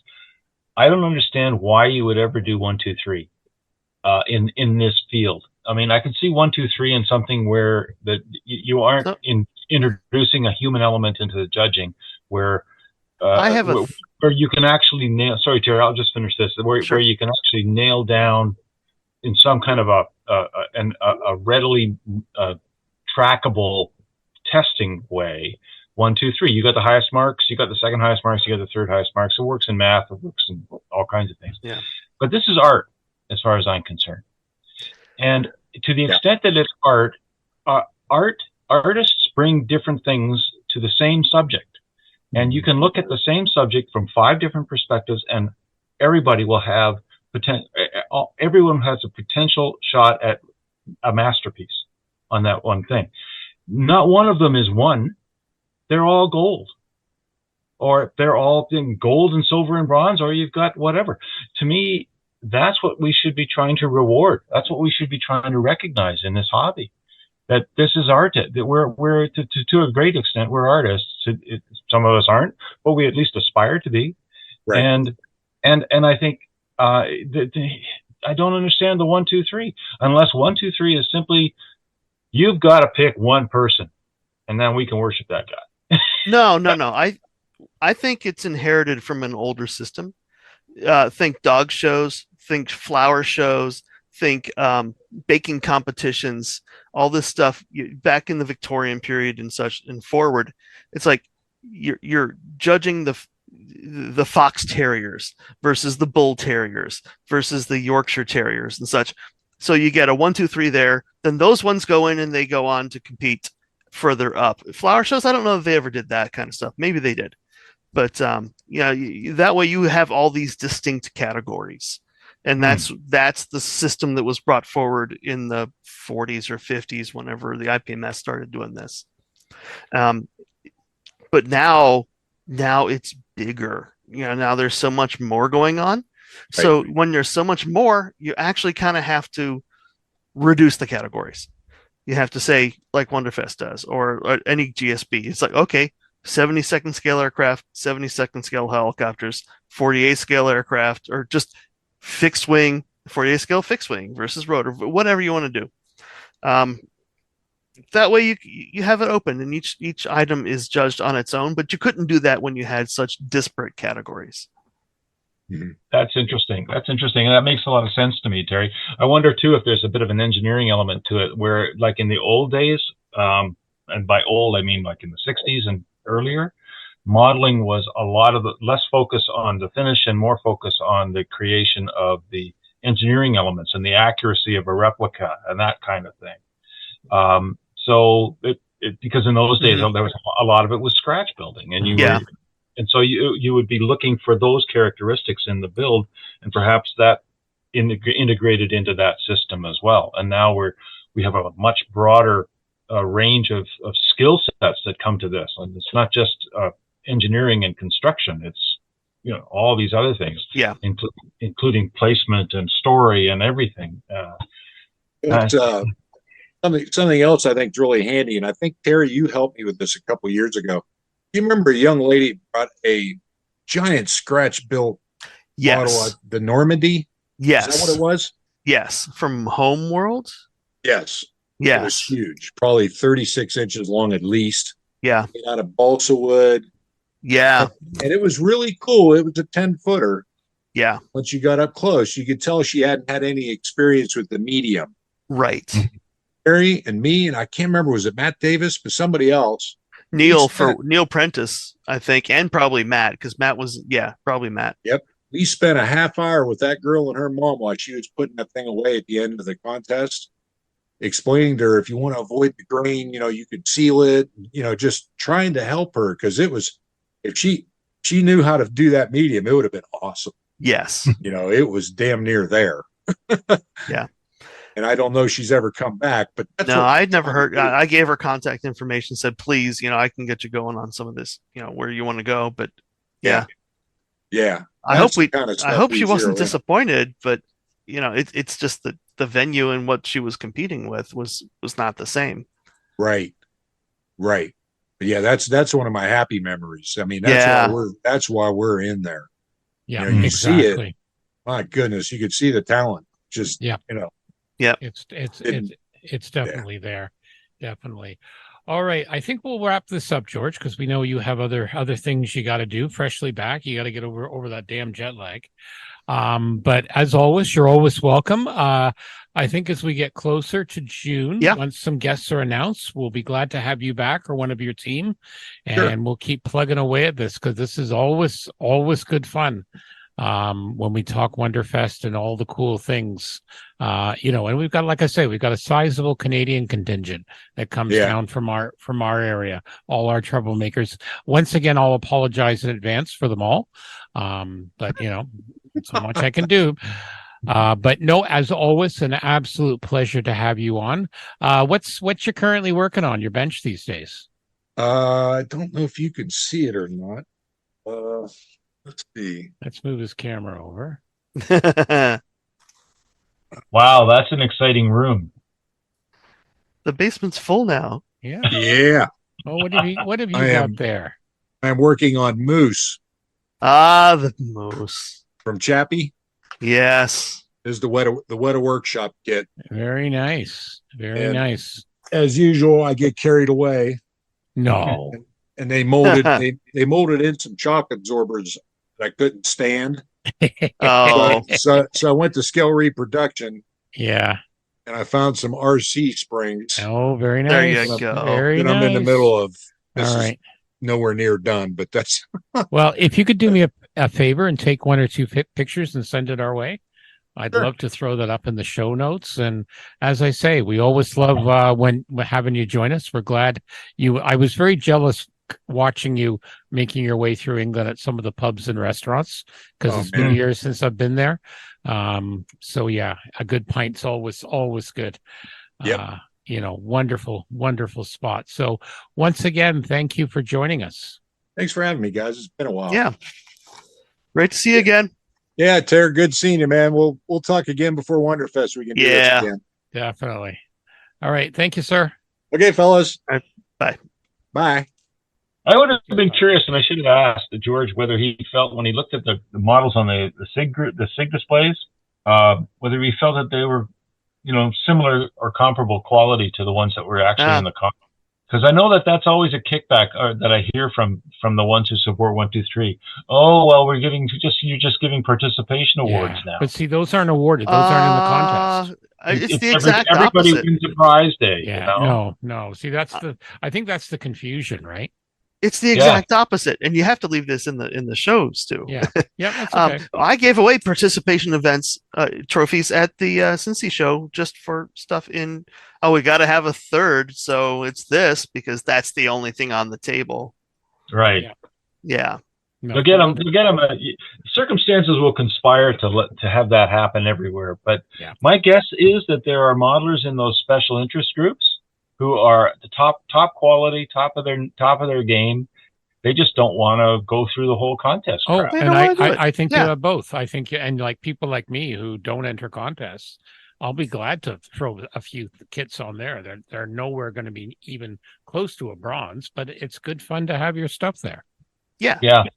And frankly, it shows the range of, like, the other thing too, some of these shows can be intimidating to new modelers who come in and they see the quality of the builds on the table and they think, I can never compete with that. Yeah. Well, no, we all started there somewhere. It's kind of nice in a way to be able to see a range of quality of builds, showing the range of development through the hobby.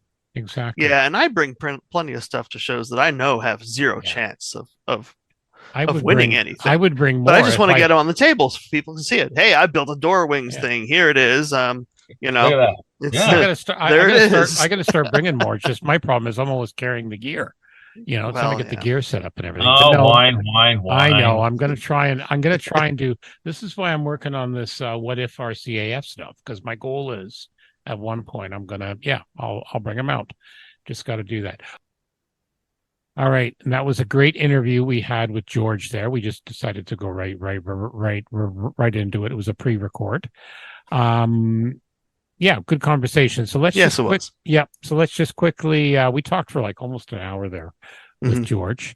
So let's now talk about Sean's Custom Model Tools. Now we're going to talk a bit about Sean's Custom Model Tools, one of our other sponsors of the Scale Model Podcast. Some very cool things, both 3D printed and the Goodman Super Sanding Blocks. Let's start with the Microset and Microsole Decal Set Bottle Stand. This is purposely designed for the microscale set and sole. Most modelers over the years, they've tipped these bottles over. So this is a very handy thing. At $14.95, you can put them both together. They're printed in blue and red for easy identification.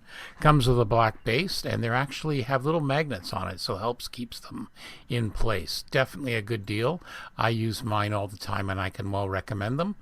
Let's talk a bit about those Goodman Model Super Sanding Blocks, namely the Value Pack Combo. For $28.99, you get the 80 grit, 180 grit, 220, 320, 400, and 600. Just an amazing set, just what you need. And you can also, if you want, you can also get a super sanding block stand for it, which also really makes life a little bit easier, helps things keep it organized. The other thing too is they have the awesome model tape dispenser for your various tapes. It's basically a 3D printed thing. You put spools of your tapes. It's got a little razor blade to help cut it, and it's really, really good design. Works out really well, and yours for $19.95. So check out these and other amazing deals at Sean'sCustomModelTools.com, and also on Facebook, and tell them that the Scale Model Podcast sent you.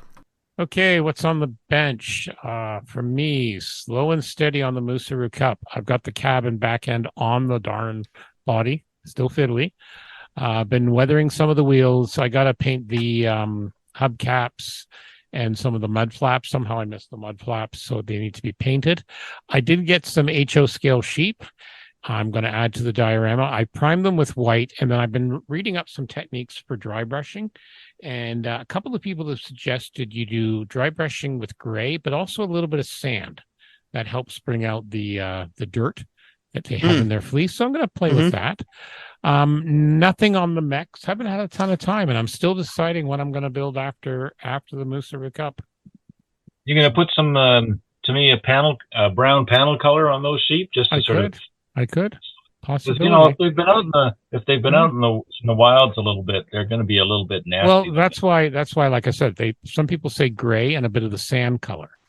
I would go browner than that. I might. There's about 20 sepia washes. Sepia washes are your friend too. You can thin those out. I have about 20 sheep, so this will be a little bit of the experimentation. Okay, Jeff, how about you? Well, the Handley Page 0400 is killing me. It is driving me to an early grave.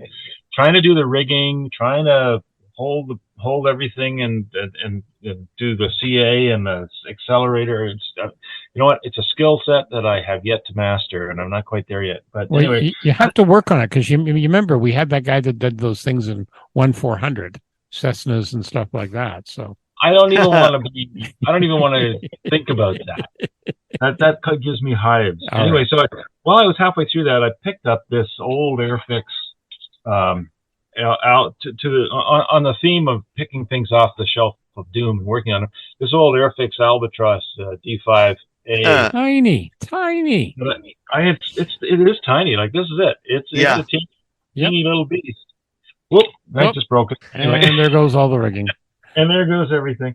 But anyway, I picked it up and I figured, well, I've got the airbrush up and powered. I might as well sort of do some more spraying. And I started playing with those old Humbrol paints that I inherited from another ex-modeler. And those are nice paints. Aren't they nice? If you mix them right. Yeah. And I use self-leveling thinner from the Unicorn Tier collection, and it works well with Humbrol. It works with the Unicorn Tiers. Interesting. It does. It works with the Unicorn Tier. I tested it on just scrap first. Because that's an enamel. Humbrol's an enamel. Old school enamel. Wow. But it works. But the thing is, you have to keep it mixed because it'll separate. Keep it mixed. And what it does is it makes the Humbrol dry really fast. Interesting.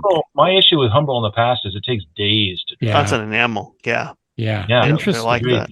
Interesting. This stuff, boom, fires it right through quick. And I have never heard of anyone doing that. Interesting, Jeff. You are a trendsetter.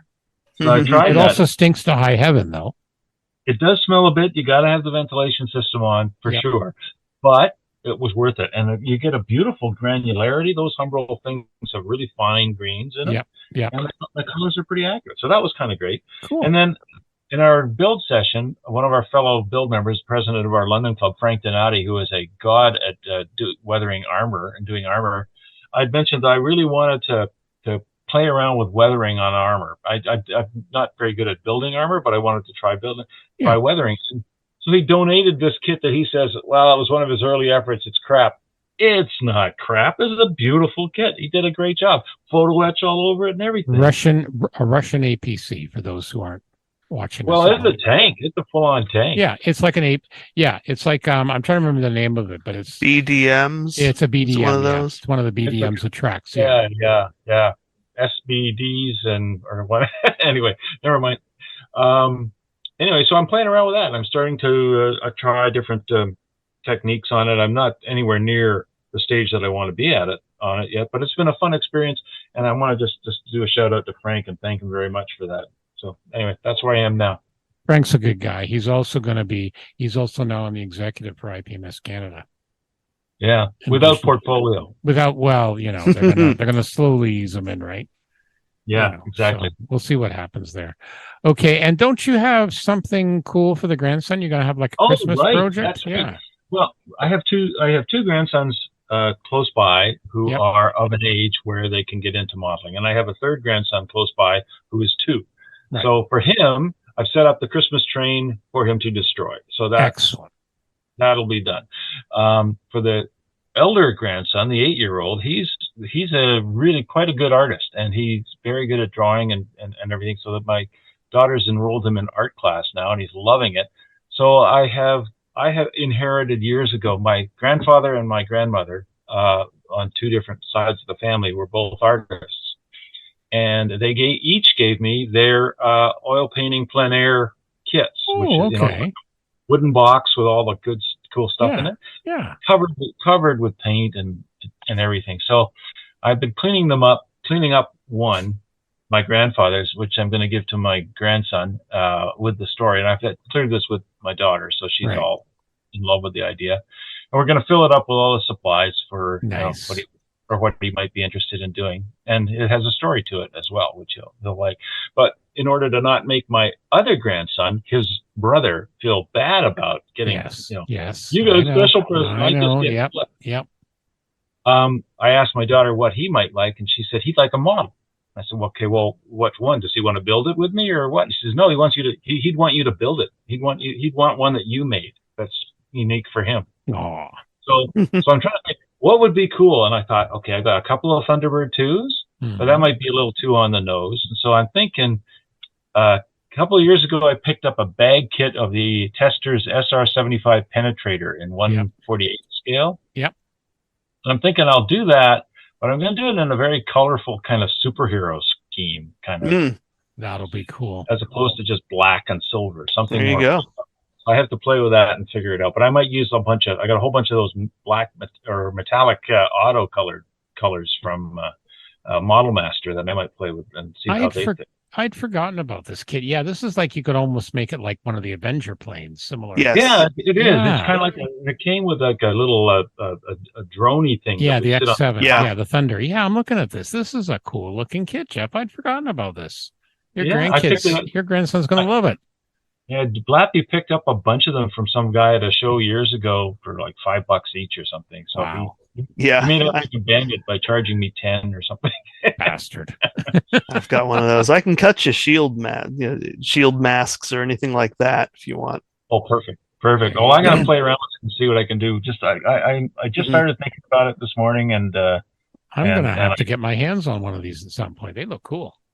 Yeah, it's kind of fun. Perfect. So I think it's the kind of one where it's not a kit that I was going to spend a ton of time super detailing because it's what if anyway. But this actually, I think it's got my juices running because it's completely out of the wall, so it could be a lot of fun. And you get to be the cool grandpa yet again.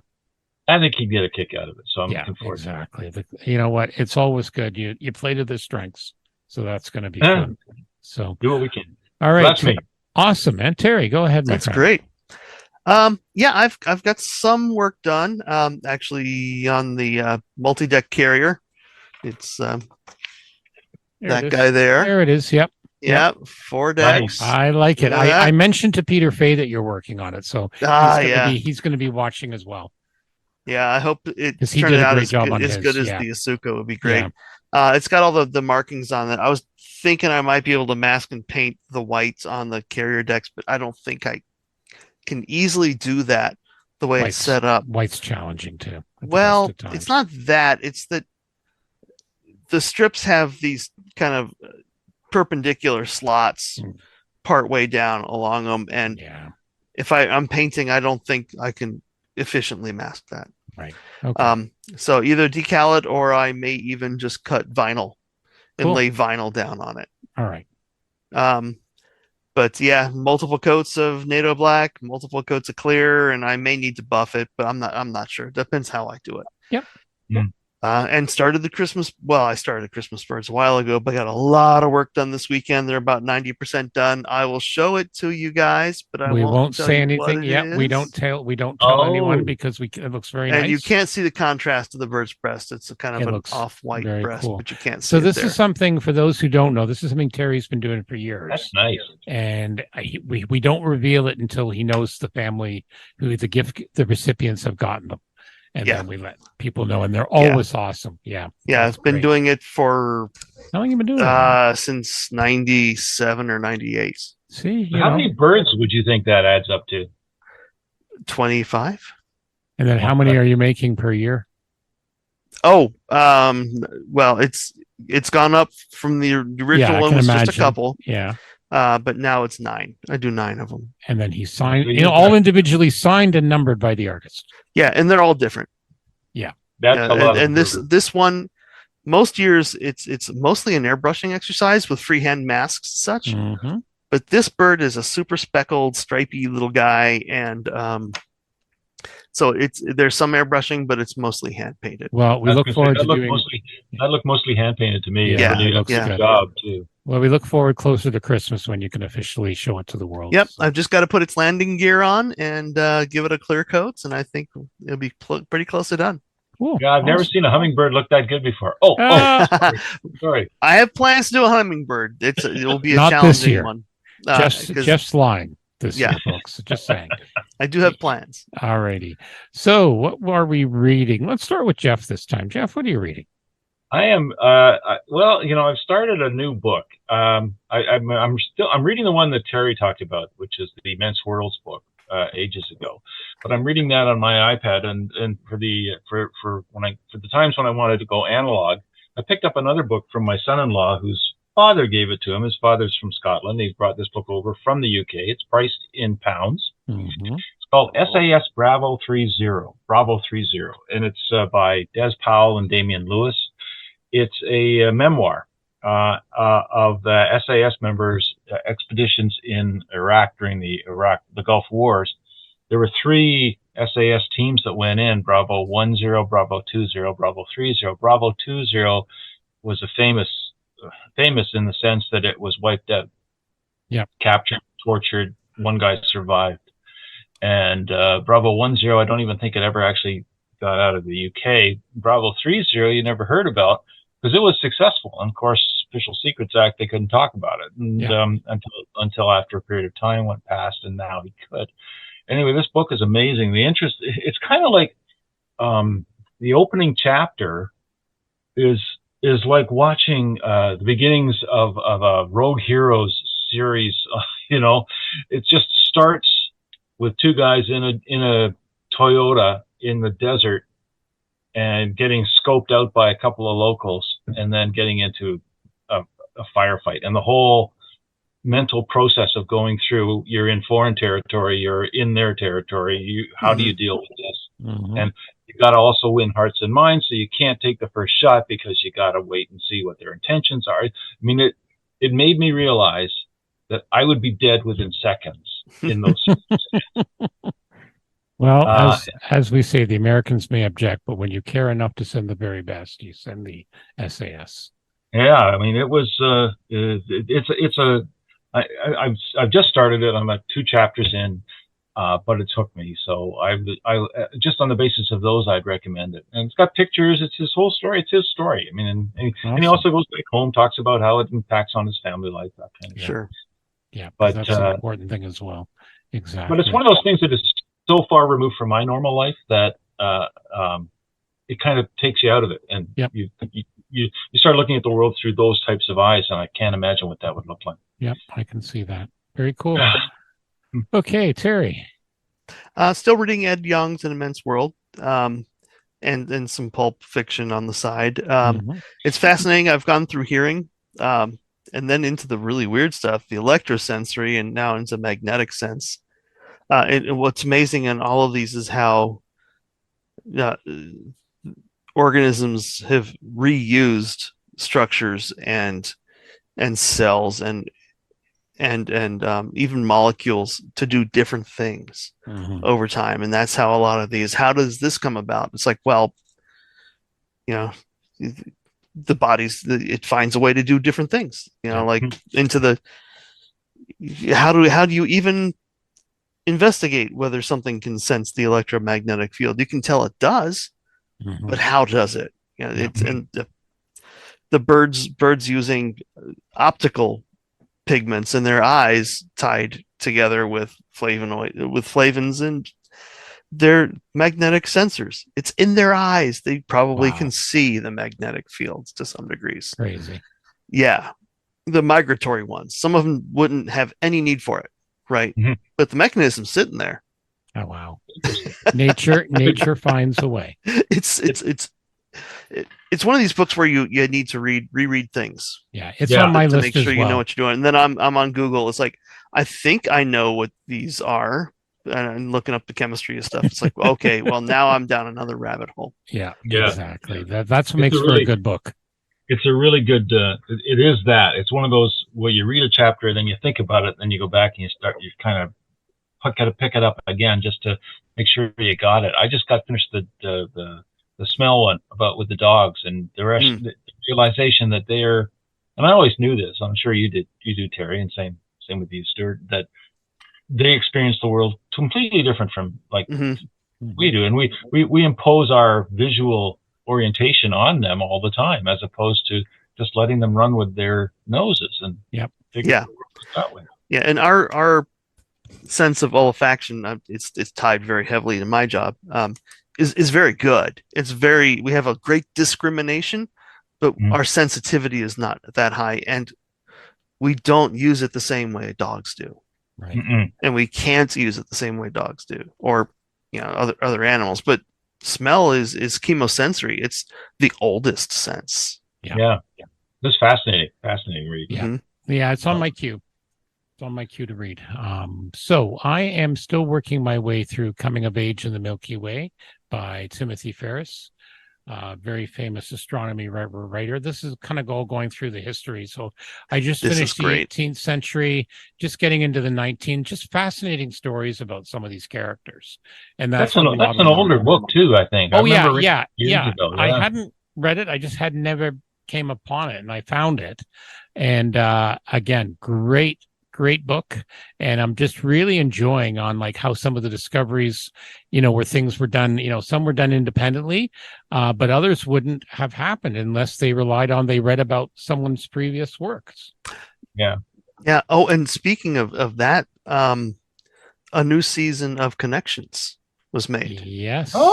James Burke was interviewed on Skeptic's Guide to the Universe about that as well. And yeah, he's talking about, it's fascinating because how different the different series were made, and now he can do so much more, but he doesn't have to go anywhere. They just do it in green screen. That's gonna be but nice. It lets him do so much more than he possibly could have done before. And he's got to be a lot older than he was. He's like 90. He's got to be 90. he's going strong. He's going strong. Yeah, you would not know it listening to him. So if you want to listen to that, that's a couple episodes ago on Skeptic's Guide to the Universe. Yep, space.com has it. A few things here. So we will throw up a link to that in our What's New. And we don't do this, but I will mention that as far as what we're watching, my wife and I just finished binging Slow Horses on Apple Plus. I don't know if any of you've heard of it. Oh, I've heard of Slow Horses, yes. With Gary Oldman. It's a British show about like the lowest class of MI5, which is called Slough House. It's hilarious.